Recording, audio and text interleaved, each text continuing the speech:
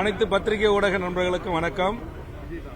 தமிழக வாழ்வுரிமை கட்சியின் சார்பாக மாண்புமிகு தமிழ்நாடு முதலமைச்சர் அவர்கள் அறிவித்த திமுக மூத்த தலைவர்களை கொண்ட பேச்சுவார்த்தை குழுவிடம் தமிழக வாழ்வுரிமை கட்சிக்கு கூடுதலான இடங்கள் வேண்டும் என்றும்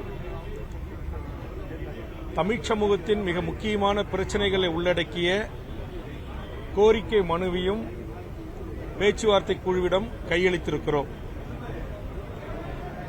இந்த இரண்டு கோரிக்கைகளையும்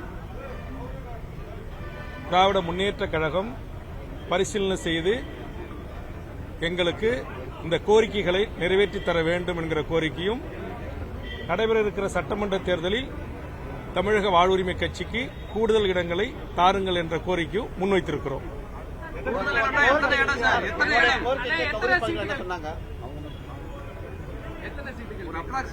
அப்ராக்சிமேட் நாங்க ஏற்கனவே ஒரு நாடாளுமன்றத்திற்கான ஒரு இடமும் அதற்குரிய இடங்களையும் நாங்கள் கேட்டிருந்தோம். அதாவது ஒரு நாடாளுமன்றம், அதற்குரிய 6 சட்டமன்ற தொகுதிகள் வேண்டும் என்று நாங்கள் ஏற்கனவே கேட்டிருந்தோம்.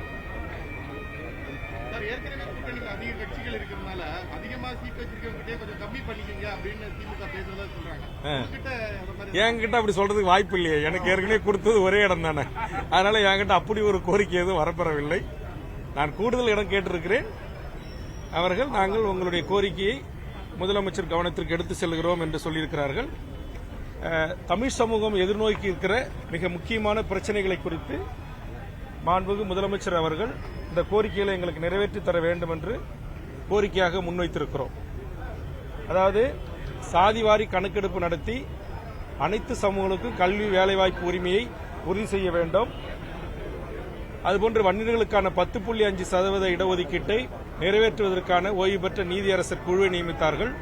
அதை நடைமுறைப்படுத்த வேண்டும். இலங்கையில் நடந்த மாபெரும் இனப்படுகொலை என்றும் அதற்கு ஒரு சர்வதேச நீதி விசாரணை பொறிமுறை வேண்டும் என்றும் ஒரு பொது வாக்கெடுப்பின் மூலமாக அந்த மக்களுக்கு ஒரு சுதந்திர தமிழீழ அரசை உருவாக்கி தருவதற்கு ஒன்றிய அரசை வலியுறுத்தி அதற்குரிய சட்டமன்ற தீர்மானம் நிறைவேற்ற வேண்டும் என்றும், தமிழ்நாடு அரசு பணிகளில் தமிழ்நாட்டைச் சேர்ந்தவர்களுக்கு 100% வேலைவாய்ப்பு உரிமை சட்டம் இயற்ற வேண்டும்.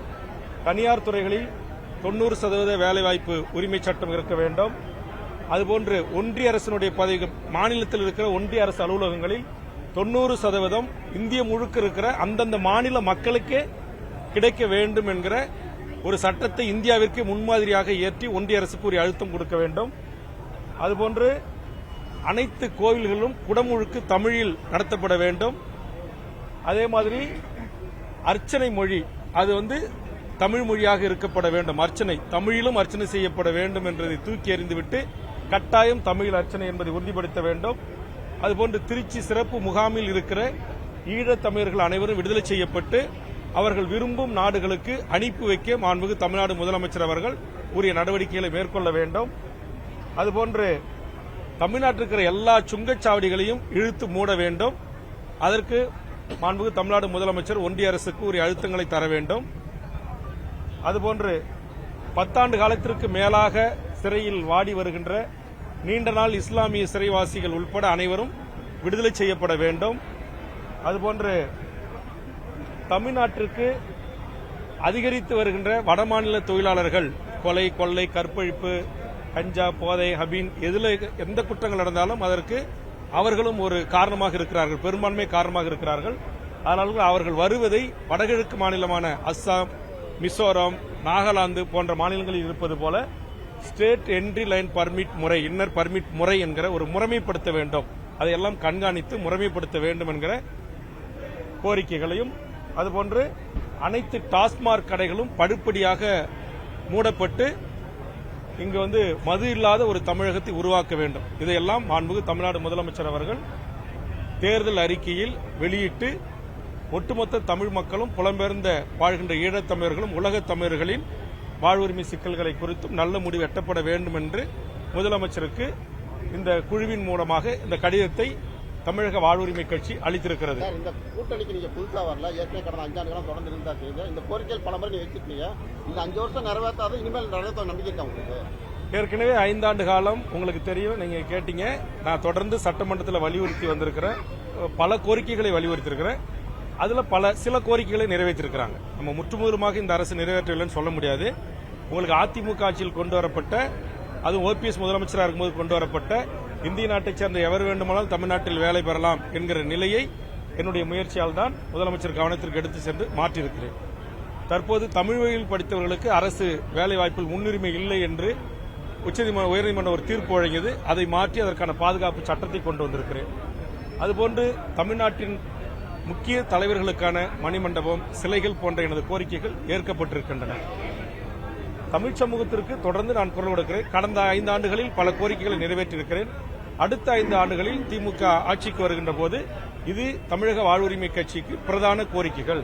இதை நிறைவேற்றி தர வேண்டும் என்று ஒரு கோரிக்கையை நான் முன்வைத்திருக்கிறேன்.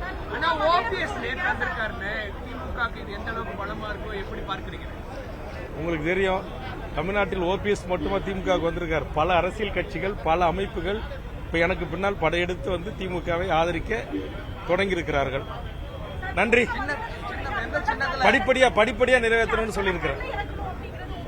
இல்ல, எனக்கு ஒரு சொட்டு மது இல்லாத தமிழகம் வேணும். அது கஞ்சா, ஹராயின், அது எந்த போதை வஸ்துக்கள் எதுவுமே தமிழ்நாட்டில் இருக்கக்கூடாது. உடனடியாக பூரண மதுகளை கொண்டு வர முடியாது, படிப்படியா கொண்டு வரணும்னு சொல்றேன். தேர்தல் உடன்படிக்கை வந்த பிறகு சொல்றேன் உங்களுக்கு. அந்த மாதிரியான பல 100 கோரிக்கை இருக்கு, அதெல்லாம் தனி. இது ஒட்டுமொத்தமா இருக்கிறதுல மிக முக்கியமான கோரிக்கை மட்டும் ஹைலைட் பண்ணி சொல்லிருக்கேன். நன்றி சொல்றேன், உங்களுக்கு சொல்றேன். நன்றி.